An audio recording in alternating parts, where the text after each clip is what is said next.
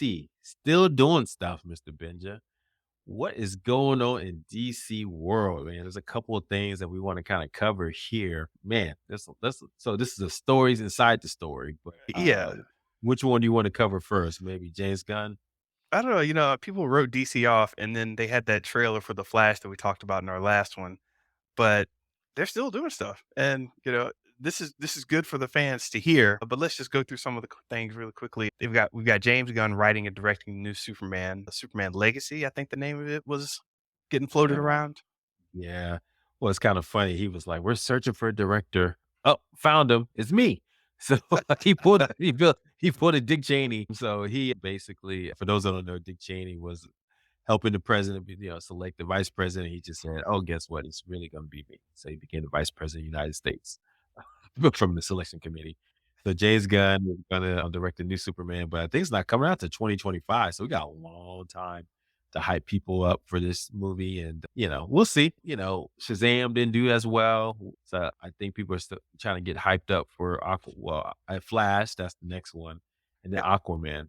So those are the last of the legacy ones, and then they're gonna probably have some TV shows in there to kind of get you hyped up, but we'll see. James Gunn got, basically this could be one and done, right? If it's a crappy movie, I think his reign on DC Studios will be done. So Did we'll you see. actually I mean, go ahead. did you see Shazam 2? Fury of the Gods? You know what, man? I was this close to go see it, and of course the reviews came back, and I just kind of said, I'm not gonna go. I just Uh, saved my money for John Wick. the reviews weren't okay, let me put it this way, the reviews don't track along with the box office numbers. I think the box office numbers were far lower than they should have been for those Rotten Tomato scores. I think the word of mouth of, "Well, I'm not gonna go see it," got around and people just said, "I'm not gonna go see it." I don't hear that many people saying, "Oh, it was a bad movie," or "You shouldn't have seen it," and the scores are like, "No, it's pretty good."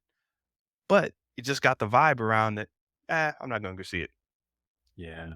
That's the vibe. That's what I'm hearing too. So I may go see it. Matter of fact, I might go see it today. We'll see. Got the Hey. kids. So yeah, I might go check it out. But I'm like one of those guys is like, I mean, I think the reason why, because everybody knows it's a dead end, it's kind of like, oh, this, I mean, pretty much, and no cameos be damned or whatever who's going to show up in this. Yeah, it's pretty much done. Right. So Wow, what a it's almost like a concept, dead a end. dead end. Like, you just can't have a story that ends the comic series. It's like, Not in the superhero world. you're And right, right. there's some controversy in the John Wick world. I don't know if you saw John Wick 4, but there's some interesting things that happen there. And people are like, what's going on? So I mean, look, man, Marvel for good or they seriously have changed our viewing habits. I mean, we all wait to the end of every movie, especially if it's a high profile movie to see if there's gonna be a cut scene. Yeah. We expect there's gonna be a whole universe tied to this thing, right? Story after story.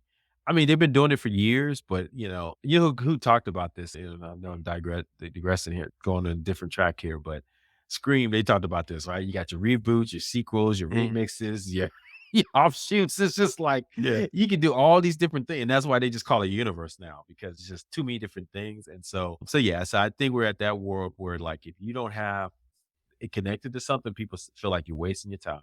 I spent 2 hours of my time. I could have watched 120 TikToks in that period of time.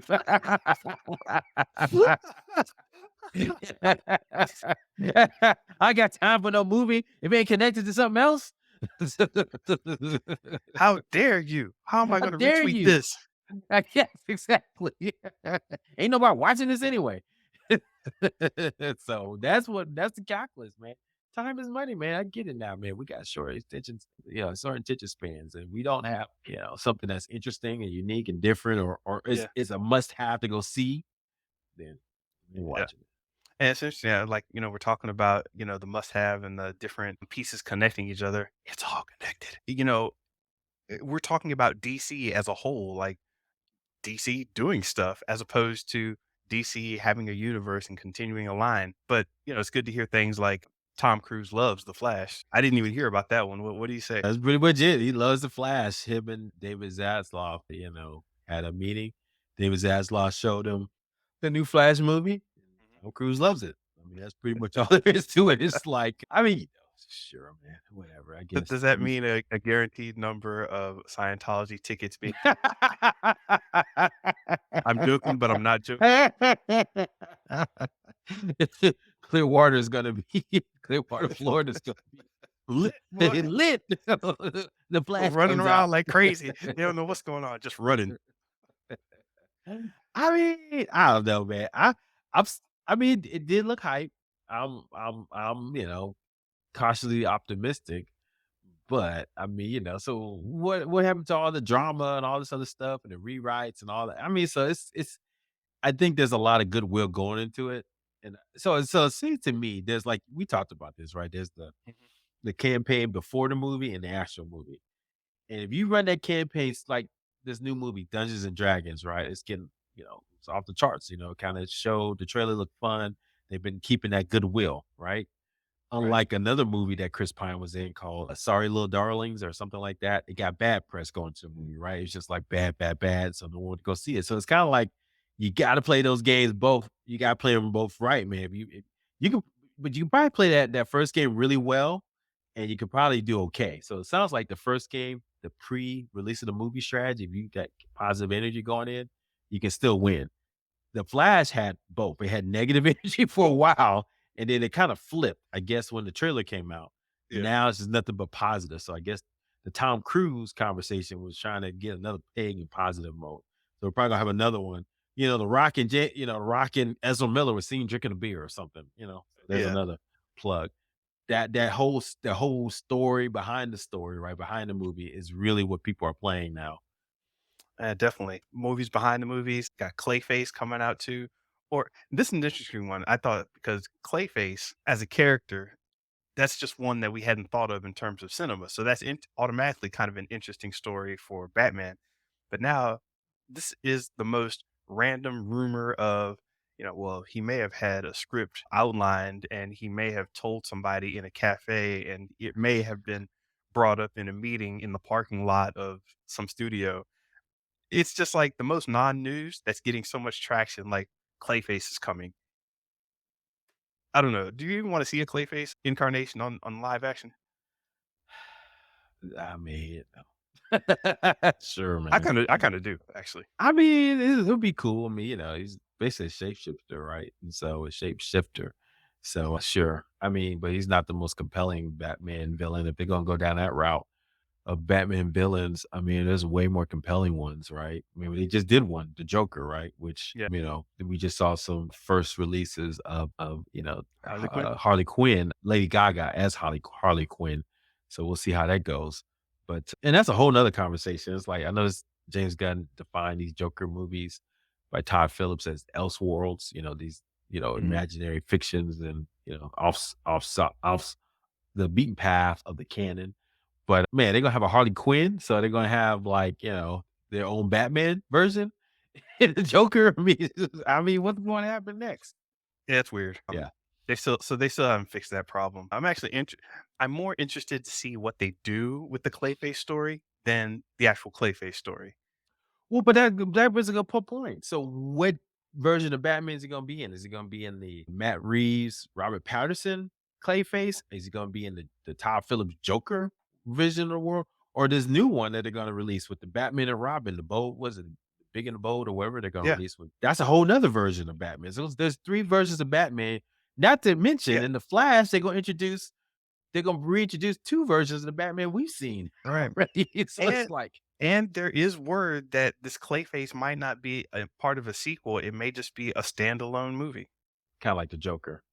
Right. So, interesting. Yeah. I actually like Clayface because he's known to be an actor, and if you're getting into the detective side of Batman, somebody who can shapeshift and switch around, it could be a crazy kind of whodunit, with the guy changing his face around, how that works in live action. I have thoughts about how it could be done without turning him into, like, the big, hulking, nasty, dripping Clayface, turning his fist into, like, ball and chain and whatnot. You know what I'm talking about. Yeah, you're It right. keep It could be a little classy, little what's it called, crime noir kind of vibe to it. Yeah, I agree. And that's the thing about Batman. I mean, even Spider-Man, but Batman's Rogues Gallery really reflects his psyche, right? And so each villain is a representation of Batman, to your point. So the acting Mhm. side of being a detective, right? So, or the Harvey Dent character, right? And Two Yeah. Face, the justice and the villain. That's how Batman, he rides both sides. So Batman is, I'm sure people wrote the story about Batman, like how all his villains represent a psychosis, right? That Batman is suffering from. Yeah, I brought that up in a podcast a long time ago. I'll just reiterate it right here. Every including the city of Gotham, everything in Batman, in his lore, represents a version of Batman. The city represents his, just his complete aura, his feeling, his environment, his style, this dark, brooding, yet powerful thing. And every character represents an incomplete and therefore kind of flawed version of him. Not that he's a perfect Mhm, guy. Like the what's his name? The Penguin is what Batman would have been like if he would have failed at being good. mhm. He Well, just a tried. rich playboy, just a rich playboy, right? Yeah, I mean, Potts is just a rich guy, but he's a bit deformed in mentally, physically, socially, spiritually. He's just kind of Mhm, deformed, and he can't really ever be a Batman. So he becomes what he is. Like Clayface, as you said. The kind of changing your identity and having to act and play out different roles. You know, Bane. What if you didn't have the whole rich thing behind you and you just came out and you were like, yeah. "Hey, we can Oh, run this city." listen to that, you were into the bang, born into the bang. Yes, if he was born to the dark, we know, Bane, that's how Batman. Exactly. And so I started extrapolating that theory, and maybe I should write the whole thing out and go through every Yeah, you character. should. Put it out there, But man. I think that it'd be that good. theory got extrapolated from an interview I read a long time ago, and I was like, "Holy crap. The origins of Batman really are about how they wrote all of these separate characters that related back to the Batman and Gotham City." It was very, very But that's entertaining. why it works so that's why it works so well. I mean, but all if you do it right, at least the arch villain, like, Superman and Lex Luthor, Yeah. Superman's the ultimate alien, trying to be a human. Lex Luthor is the ultimate, human Yeah. trying to be alien, so it's Okay, like, okay, hold on. You got Metropolis and Lex Luthor. Name 5 more Superman villains. well, Brainiac, everybody knows that. So Plex, so what's his name? Yeah, yeah, yeah. Mr. Fixer. Yeah, I just always laugh at that guy because he every time he showed up, yeah, he only way to make it if he had to say his name backwards, they would always do yeah. some shenanigans to try to get him to do that. "Oh, write your name backwards," and then, "Oh, you got me again." Oh, So Drats foiled again. it formed again. What's the other guy? Oh, man, what's that guy that see, you're right. I can't name him off the top of my head, and I'm pretty good. But I know his I see his face. Well, of course, the one who broke his back. He Bane? killed him. Oh, no, not Bane. I'm thinking Yes, he Doomsday.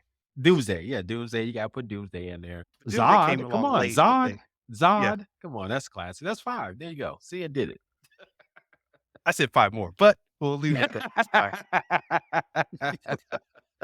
But like I said, they're doing their job right, all all villains should be an aspect of the personality. I mean, Yes. these Marvel does that too pretty well, with especially, Spider-Man, with all the different, really all his villains are tied to some guilt, he feels like the lizard, anyway, so we can get into this, all day. Yeah. Some of the No, I interesting mean, the sides. villain definitely should be a reflection. Point being that Batman did it very well, and that's part of the what makes him and his universe so compelling. For over what, 90 years now? So yeah, amazing.